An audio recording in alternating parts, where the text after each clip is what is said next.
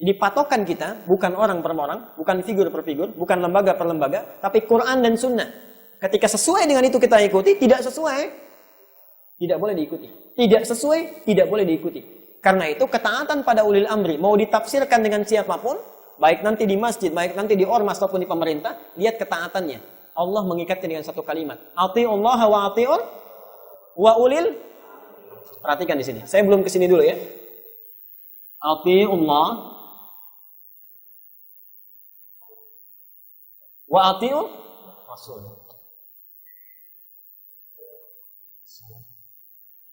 Ibu kalau bersabar, alhamdulillah. Bapak ada keperluan silakan.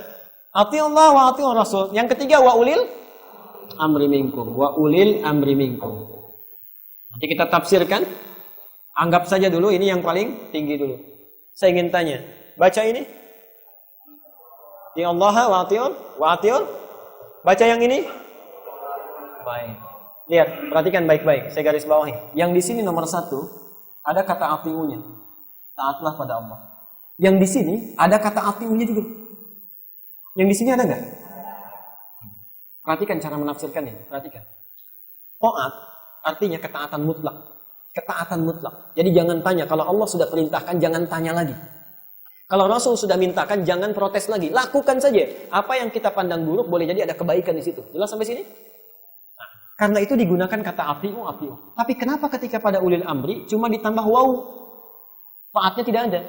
Ini artinya ketaatan dengan syarat bila, sekali lagi, bila ulil amri ini menetapkan satu keputusan, yang keputusan itu sesuai dengan ketentuan Al-Quran dan Sunnah Allah dan Rasulnya.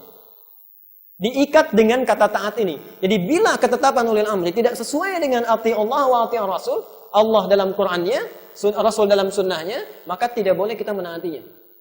Dan keliru kalau mengatakan, kalau misalnya salah ya ikut kita salahnya. Kalau sudah salah jangan diikuti. Itu ijtihad yang masih samar-samar. Hukumnya ada, itu boleh. Tapi kalau sudah keliru tidak boleh diikuti. Saya beri contoh begini. Saya pernah tinggal di Tunisia beberapa saat. Itu presidennya sebelum revolusi, saat Ramadan Pak Ibu, itu tampil di televisi. Langsung mengumumkan di hadapan rakyatnya. Disimpan air putih di depannya. Dia katakan, untuk apa puasa? Bikin kita lemas saja, diminum. Lalu minta pada rakyatnya untuk gak puasa. Bapak Ibu ikut gak? Jadi jangan sembarangan menafsirkan ini. Kalau kita katakan dia ulil amri, kemudian menyampaikan kita untuk buka, tidak sesuai dengan ini, tidak kita ikuti. He's the one that can create all from nothing to something. So let us pray and let us thank him for each day. Bagaimana kedudukan perempuan untuk mencapai takwa? Karena perempuan untuk salat berjamaah di masjid baik, tidak wajib. Baik, para ibu sekalian, subhanallah, Allah memberikan kelapangan bagi setiap hambanya tanpa pengecualian, semua diberikan rahmat. Pada masa awal dibangunnya masjid di Madinah, perempuan itu lebih diminta oleh Nabi, yang utama sholatnya di rumah. Kenapa? Karena masjidnya belum kondusif keadaannya. Kalau ibu lihat, bapak lihat dalam As-Sirah An-Nabawiyah, itu pertama kali dibangun luas Masjid Nabawi, bawahnya itu masih tanah. Kalau becek ya becek, kalau panas ya panas, ya. Kemudian atasnya masih dari daun-daun kurma disusun. Kalau bocor ya hujan di situ. Tempatnya baru terbatas. Ya kalau bocor ya. Berarti tidak tidur kan? Alhamdulillah. Berarti tidak tidur. Menghilangkan sedikit agak resah. Kalau hujan ya bocor. Alhamdulillah. Baik, selesai ya? Baik, kita tuliskan dulu sebentar. Nah, saat itu keadaannya satu tempat tidak kondusif. Yang kedua, itu masih banyak fitnah di sekitar Madinah. Jadi masih ada preman-preman di sekitar Madinah. Turunnya ayat tentang hijab, ayat tentang jilbab, itu disebabkan karena perempuan kalau keluar rumah itu selalu diganggu oleh preman.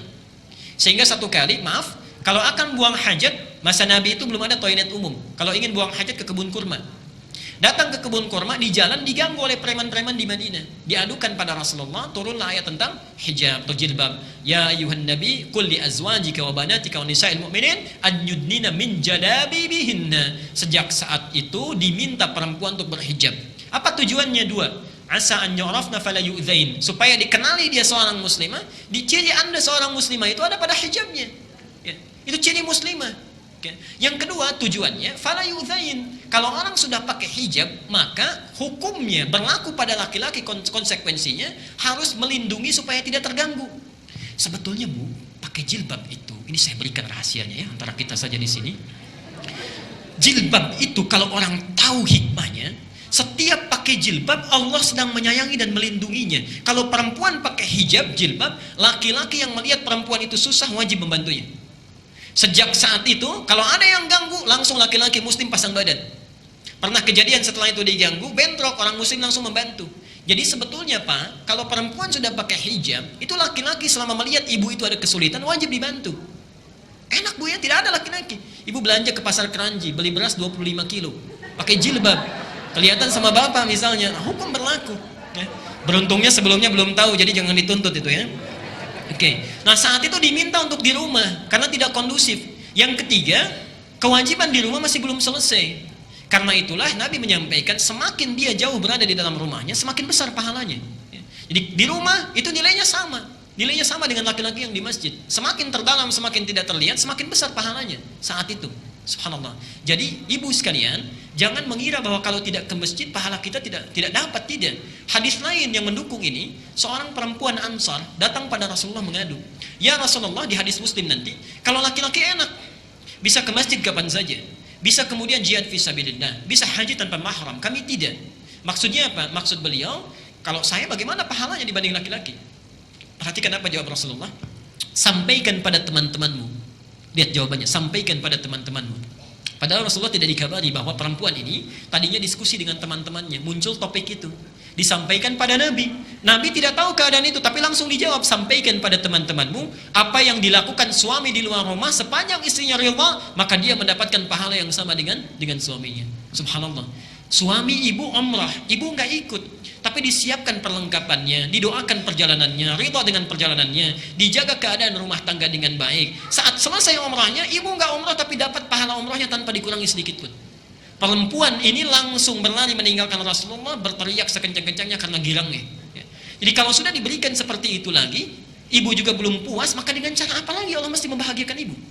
Kalau sudah diberikan hijab supaya dilindungi, gak mau juga berhijab, maka dengan cara apa lagi mesti dilindungi? Okay? Jadi semua tuntunan agama Islam untuk memudahkan. Hukumnya sekarang, kalau masjidnya sudah bagus, sudah baik, hilang difitnah di jalannya, kemudian ada tempat khusus bagi perempuan, di rumah bisa ditinggalkan kewajiban, selesai maksudnya, maka boleh perempuan itu menunaikan sholat di masjidnya, seperti laki-laki.